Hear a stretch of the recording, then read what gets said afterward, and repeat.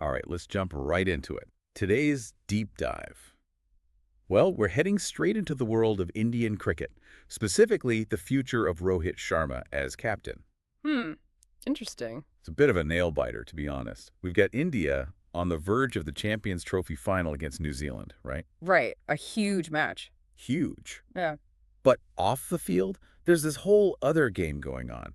The BCCI, the Yeah. Board of Control for Cricket in India, they're being very, very, very careful about how they're handling Rohit's future. Yeah, they've been awfully quiet about it, haven't they? It's like they're playing their cards close to their chest.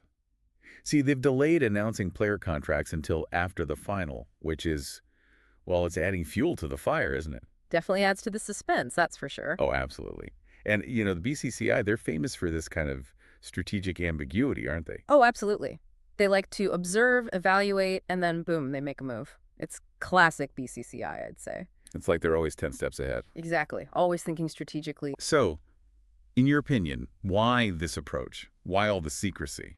Well, I think, for one, it keeps everyone guessing. Players, fans, the media, it gives them a sense of control. They can assess the situation, gauge public opinion, even use this uncertainty as a way to motivate the players. So it's a bit of a power play. You could say that. It keeps everyone on their toes. On their toes, absolutely. Yeah. But, this has got to be playing on Rohit's mind, right? I mean, he's been pretty vocal about wanting to continue as captain, especially after that amazing T20 World Cup win. You'd think he'd be feeling pretty confident. Oh, without a doubt, his recent success definitely strengthens his claim. But there's a bigger picture here, the whole grade A+ contract situation. Oh, right, the elite contracts. Those are a big deal in Indian cricket, aren't they? Huge deal. To maintain this grade A+ status, you're expected to perform across all formats. Test matches, ODIs, you name it. And this is where things get tricky for some of the senior players. Tricky. We'll take Rohit, for example, along with Kohli, Jadeja. They've retired from T20s, and, well, their test season hasn't been their best. So they're not really fulfilling that multi-format requirement. Exactly. Now, the question is this the BCCI's subtle way of phasing them out? It's a question a lot of people are asking. That's a very interesting point. Could this be their way of encouraging a transition to, say, younger players? Possibly. And we can't forget Shubman Gill, the current ODI vice captain. He's waiting in the wings, a popular choice for a potential successor. Yeah, Gill's definitely a rising star. So could this be another planned succession, like what we saw with Dhoni to Kohli, then Kohli to Rohit in T20s? It wouldn't be surprising, especially with the 2027 World Cup looming on the horizon. The BCCI might be thinking long-term, and Gill fits the bill perfectly. A very calculated move, if that's the case. The BCCI are masters of that, Yeah. always thinking a few steps ahead. Always strategizing, always playing the long game. This is turning out to be quite the puzzle, isn't it? It is a fascinating one. This Champions Trophy final, it's more than just a match. It could be a turning point for Indian cricket. Oh, absolutely. A turning point in more ways than one. But, before we get ahead of ourselves, let's not forget that this is a major final. India versus New Zealand. It's going to be a clash of titans. No doubt about it. The atmosphere, the tension, the excitement, it's going to be electric. And, regardless of who's captaining, both teams are packed with incredible talent, players who are at the top of their game. Absolutely. World-class players on both sides. This is going to be one for the history books, regardless of the outcome. Absolutely. A match that will be remembered for years to come. Okay, now you've been studying this situation very closely. What are your thoughts? Do you think Rohit has done enough to earn another chance? Or is it time for Shubman Gill to step into the spotlight? That's the million-dollar question, isn't it? We've talked about the BCCI strategy, the contract complexities, the potential rise of Gill. But ultimately, this is a story about transition, the evolution of Indian cricket. It's a story that's still being written, right? Precisely. And the outcome of this Champions Trophy final, well, it could very well be a pivotal chapter. A pivotal chapter indeed. All right, before we delve deeper, we'll take a quick break. But when we come back, we'll explore all the angles of this captaincy conundrum, the implications for the team, and the potential impact on the future of Indian cricket. Stay tuned. Feels like we're at a real crossroads for Indian cricket. Yeah, I agree. This whole captaincy thing, it could really change the game. Absolutely. I mean, if Rohit wins this final, it makes a strong argument for him to stay on. Yeah, you're right. But if they lose, Well, the BCCI might be thinking it's time for a shakeup, especially with all these other things we've been talking about. Yeah, it's this whole balance between the old guard and the new, isn't it? Exactly. It's fascinating, really. You've got those legends, Rohit, Kohli, Jadeja, incredible players, Hmm. but they're getting towards the end of their careers, right? Right, and then you've got this new generation, hungry to prove themselves, ready to take over. It's almost like two forces colliding, you know what I mean? I see what you mean. It's like, on one hand, you have that established order, those players who've defined Indian cricket for so long. Exactly. And on the other, you have this new wave, all fresh ideas and energy. It's like a changing of the guard, almost. And it's not just about individual players, right? It's about how all of this affects the team's dynamic, their performance. Changing captains, especially someone like Rohit, who has such a strong leadership style, that can really shake things up. Yeah, it's not just swapping one player for another, is it?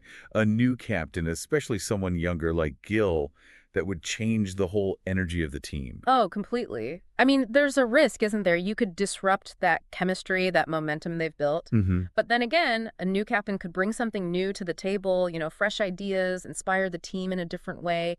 It could even help some of those younger players to really shine. So what do you think? What's the right move here for the BCCI? Tough one, isn't it? They have to weigh it all up, experience versus youth, keeping the team balanced, performing well. And then there's the World Cup in 2027. That's got to be on their minds. Oh, absolutely. A lot of pressure to make the right call for the long term. It's a complex situation, no easy answers. They need to consider the current team, but also where Indian cricket is headed in the future. And let's not forget the The fans. fans. Oh, yeah. You can't leave them out of the equation, can you? They are passionate, let me tell you. They have strong opinions about who should be leading the team. Oh, I bet. The debates online must be intense. Social media is buzzing, I can tell you that much. It's a national obsession, this cricket team, isn't it? It really is. So I'm putting you on the spot here. What do you think, Rohit? Another chance? Or is it Gill's time? Well, we've talked about it all, haven't we? The BCCI strategy, the contracts, Shub and Gill waiting in the wings. But really, this is a story about transition, about how Indian cricket is evolving. Yeah, it's like we're watching history in the making. Exactly. And this Champions Trophy final, it could be a defining moment in that story. A defining moment, absolutely. But okay, let's step back for a second, okay? This is a massive final. India versus New Zealand, two of the best teams in the world going head-to-head. It's going to be an incredible match no matter who's leading the teams. Oh, for sure. The pressure, the stakes, you can't get much bigger than this. Matches like this, they create legends. They do, they define legacies. And look, regardless of this whole captaincy debate, let's not forget the talent on display here. These are amazing players both on and off the field. Absolutely. World-class talent. At the end of the day, Indian cricket is in good hands, whoever ends up leading the team. That passion, the skill, that desire to win, that's what defines Indian cricket, and that's not going to change.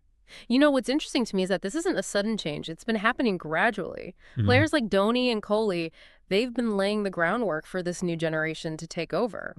Passing on the torch. Exactly. And it's not just about age, it's a shift in how they think about the game.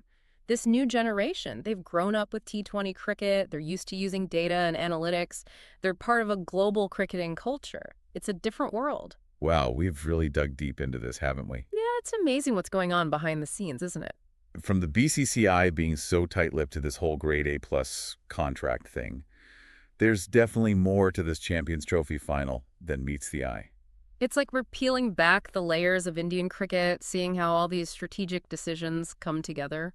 And one of the biggest takeaways for me is this sense of change, like we're witnessing a new era starting to take shape. Yeah, it's fascinating, isn't it? This transition from one generation to the next. It's not happening overnight, though, is it? It feels more like a gradual evolution. Right, like we've seen with Dhoni and Kohli, they've really paved the way for this new generation to step up, passed on their knowledge and experience. It's a legacy they're handing over, this winning culture that's taken decades to build. That's it, exactly. But this new generation, they're bringing their own ideas to the table too, aren't they? Oh, definitely. They've grown up in a different cricketing world with T20, data analytics, this global perspective. They're not just replicating the past, they're building on it, taking it in new directions. It's exciting to think about, isn't it? What will Indian cricket look like in 5, 10 years? Will they stay on top? Will they adapt and evolve to stay ahead of the game? So many questions, so many possibilities. It really feels like we're at a crossroads, watching history unfold right in front of us. It does, doesn't it? The future of Indian cricket is being written as we speak. And for you listening, I think this raises a really interesting question. What does this transition mean for the team, for how they perform? How will these new players shape the legacy of Indian cricket? It's something to think about, isn't it, as we watch this exciting new chapter unfold? And hey, this is just the beginning. The story of Indian cricket. It keeps going. Every match, every win, every challenge adds something new.